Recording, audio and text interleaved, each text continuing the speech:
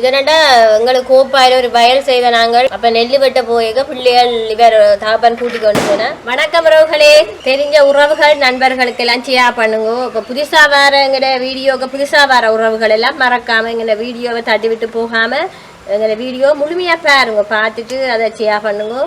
வீடியோக்கு போவோம் வாங்க. இப்ப நான் 3 கப் கோதுமை பச்சைமா எடுத்திருக்கிறேன். இதுக்கு தேவையான அளவு உப்பு போடணும். 1.5 கரண்டி போட்டிருக்கிறேன். காணும் எனக்கு இது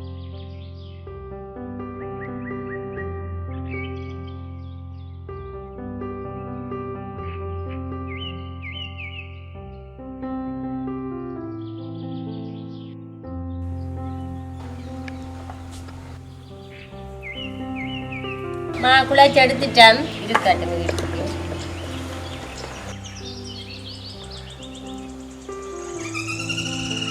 இப்போ 100 கிராம் மாசி துண்டு கழுவி வச்சிருக்கிறேன். இதை நான் இந்த சட்டியில போட்டு வறுக்க போறேன்.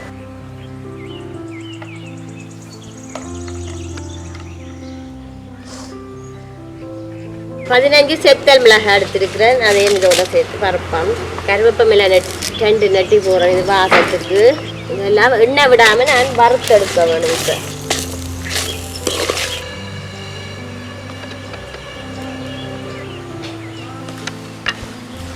இது வறுபட்டுட்டது. இது என்னன்னா அந்த மாசி கருவாடு வந்து கொஞ்சம் தூளா இடிக்க வேணும்ன்றதுக்காகத்தான் நான் கொஞ்சம் சூடு காட்டுறேன் சட்டியில போட்டு. இது எனக்கு சூடு வந்துட்டு நான் இதை இறக்குவேன்.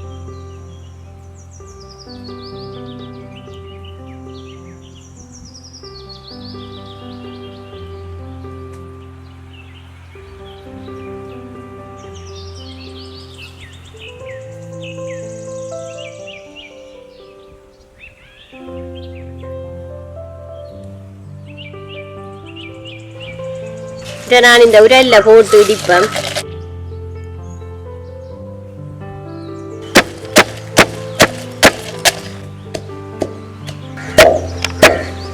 இந்த பச்சை மிளகாய் கண்டு நிக்கிறது எனக்கு நல்லதுதான்.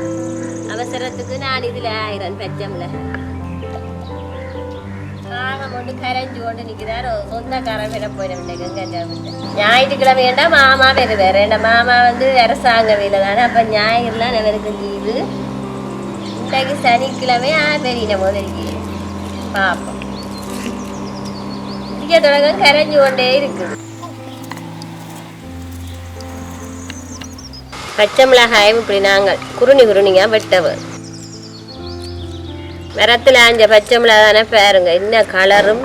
ஆனால் நல்ல பச்சை தண்ணி மாதிரி கிடக்கு வெட்ட. இது நாங்கள் கடையில் வாங்கினால் வாடி வதங்கி வரும்.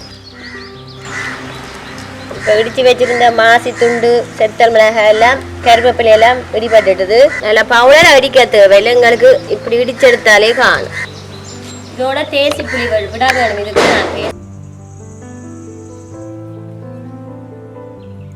இந்த பாதியும் காணும். இதை நான் கையால பிணைஞ்செடுக்க வேணும்.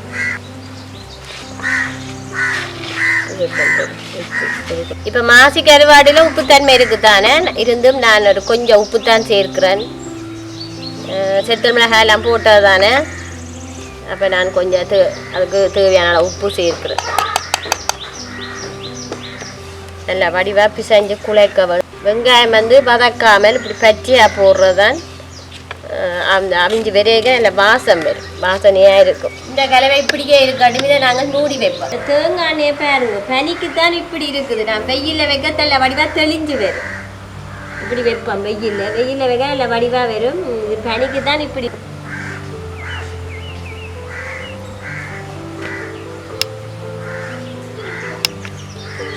இந்த அளவு உருண்டை எடுக்கிறேன். இந்த அளவு மாக்காணும் எனக்கு ஒரு ரொட்டிக்கு.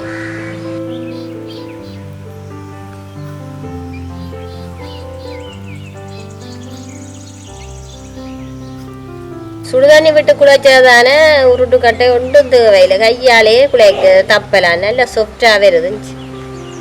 நல்ல சொப்டாக இருக்கு. ஒட்டாமல் இருக்க கையுக்கு கொஞ்சம் எண்ணெய் பூசினால் சரி, மற்றபடி பிரச்சனை. நான் இந்த மாசி சம்பல் கருவாடு செய்து வச்சிருக்கிறேன் தானே கிழவை, இதில் ஒரு கரண்டிக்க நான் வைக்கிறேன்.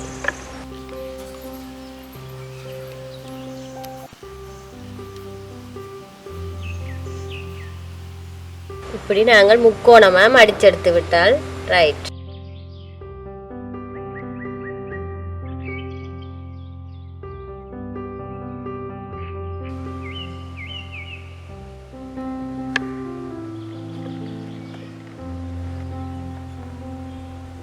சட்டி சூடு பிடிச்சிட்டு தேங்காய் எண்ணெய் விடுவோம். இல்லை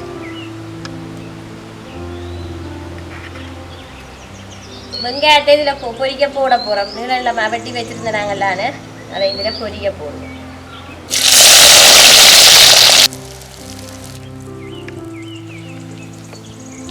வெங்காயம் நல்லா பொரிஞ்சு வந்துட்டு என்ன பொன்னிறமாக வந்துட்டு இதை நாங்கள் இறக்குவோம்.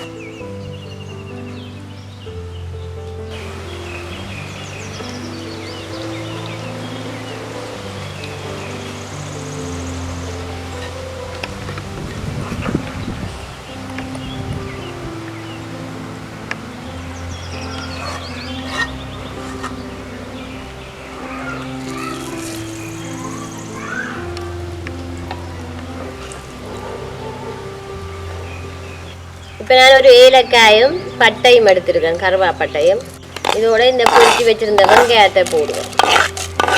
தேவையான அளவு உப்புத்தூள் சேர்ப்பேன்.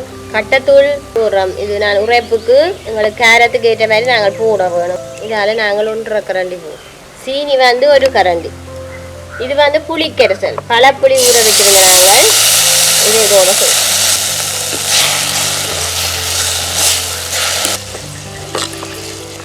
சீனி போட்டதான உருகி வந்திருக்கு பாருங்க.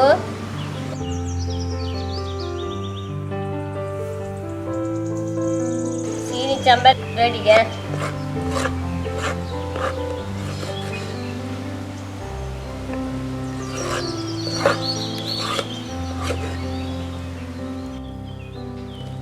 இப்போ இந்த சட்டியில நாங்கள் போட்டு எடுக்க போறோம் ரொட்டியை. அங்க இஞ்சியா கொஞ்சம் தூவி விடுவோம். வெண்ணெய்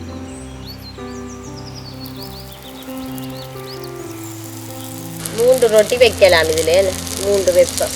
மேலாலையும் கொஞ்சம் எண்ணெய் சேர்த்துடுவோம்.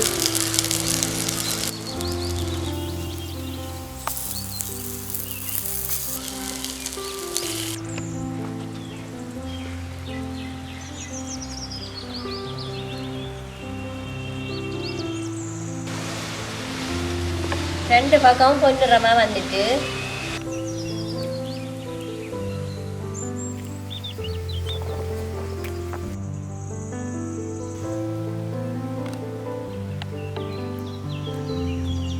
சொல்லவே தேவைங்க. செம டேஸ்டா இருக்கு. உண்மையா நல்லா இருக்கு.